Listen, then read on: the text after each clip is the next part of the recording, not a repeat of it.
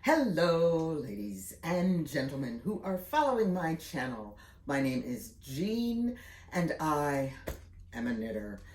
I am currently working through level 1 of the Certified Master's Hand Knitting Program, level 1 from the TKGA. And I was close to the end. I really thought I was. I was close. I could see it. And then it got on a boat and flew away. Well, sailed away. What happened is I've got post-COVID symptoms and I feel like death warmed over. And my husband has post-COVID and he feels like death warmed over. And I sat down at my computer and I worked and I worked and I worked. And I did finish off and cross a few more T's and I dotted a few more I's. And I entertained my dog. Go get it. Go get it. But I'm still not done. I'm so close I can taste it. Really am. But one of the questions, I thought there were 20, there are actually 22, but that's not actually the problem because the final questions are pretty fast. It's question 19 that's driving me nuts. I have to take a lace and cable pattern that is written and convert it to a charted pattern. And part of my problem is, even with my lovely charted knitter's graph paper, really? Yes, puppy is happy. Puppy is annoying. Puppy still needs to go back to the vet because his 14 days of antibiotics did not change his little lump. That's okay. We're on step 2. But what it really turns into is I absolutely hate creating charted patterns from written patterns. Can I read a written pattern? I don't have a problem with it. Can I read a charted pattern? No big deal. Do I like turning written patterns into charted patterns? No. No. I hate it. But I have to do it, and I have to do it correctly. And 1, 2, 3, 4, 5. There's just 5 attempts on this one page alone. I was doing it in pen. Then I said, no, I should change to pencil so that I can change a minor mistake and not have to start all over again. And I couldn't find my favorite pencil, which has an oversized diameter lead, which I order online at a very, very soft lead.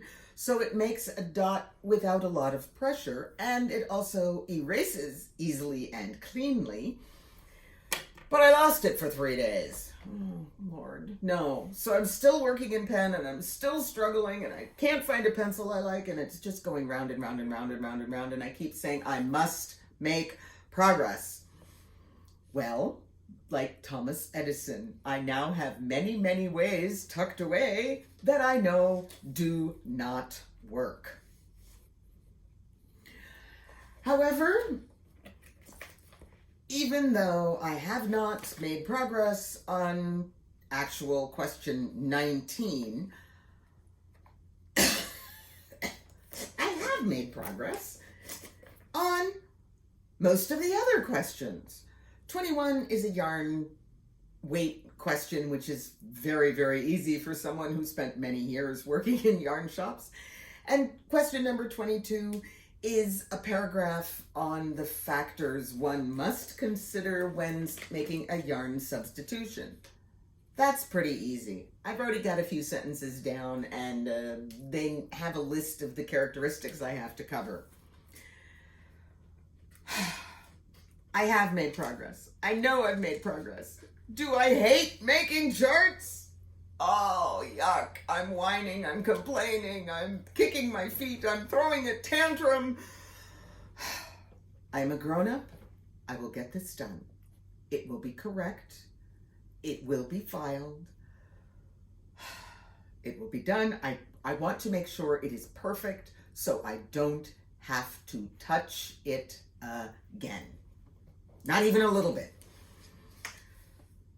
I have plenty of knitter's graph paper. If it turns out that the knitter's graph paper is actually too small for my poor little tired eyes to see, then I will work on larger graph paper. It does not have to be turned in on knitter's graph paper. They also indicated that they did not want it done by computer, they wanted it done by hand. If I read the directions correctly. Let me triple check. Lace and cable pattern. Do not use charting software for this exercise. And there you have it. Plain old graph paper and a pencil that I will then go over in pen to make it permanent. Or maybe I'll just spray some fixative on it and send it in like that, because I don't want to have to do this twice once I get it done. I'm so pitiful. Oh, I'm so pitiful. But yes, I can still see the end from here. There are always hiccups. There are always going to be hiccups. I am a grown-up. I will survive. So will I survive COVID. So will my husband survive COVID. And my dog will survive his little lump. He's curled up sleeping over to my left. And he looks so adorable, like he never made noises and annoyed me. But that's okay. It's going. It's going slowly, but it's going. I have made progress. I really did. I swear to you, I thought there were 20 questions, but there aren't. There are 22, but that's okay. I will tell people one other thing that I did not realize. I had no idea how many different reference books it would require to answer these very different questions. I thought, I have a pretty extensive crafting library. I have this book, I have that book, I have this book, I have that book, and I had to buy 3 more. I had to check a lot more out of the library. One of the books, actually 2 of the books, two of the books that were additional purchases, I could have continued to check out of the library. I did not have to purchase them, but I felt that the only way I could reliably answer some of my personal knitting questions in the future would be if I owned copies of these reference books. So I did go out and purchase them for my own library because I knew I would want those reference books in the future. One of them is about as technical as it gets, and the other one is about as non-technical as it gets if you are not Elizabeth Zimmerman. The technical book is Principles of Knitting by June Hyatt Hemmons, and there is one other author whose name does not pop flying into my head, but it's Principles of Knitting is the very technical one. Knitting in Plain English is the non-technical one. And sometimes you need somebody to take all the technical information, break it down into one very practical sentence, and that's what Maggie Rigetti can do. Her Knitting in Plain English is exactly that.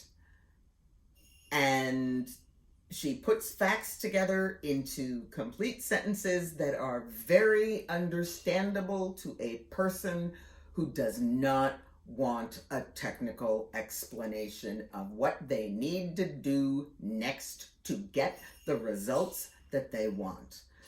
So I'm just going to say, if you're designing and engineering and you really want to know whether wrapping clockwise or counterclockwise is going to make a difference, you want principles of knitting.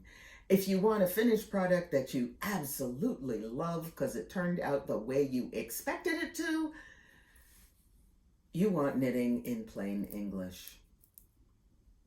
There's a whole lot of other references that I use. Let me tell you, my bibliography is still growing, even though I am this close to the end.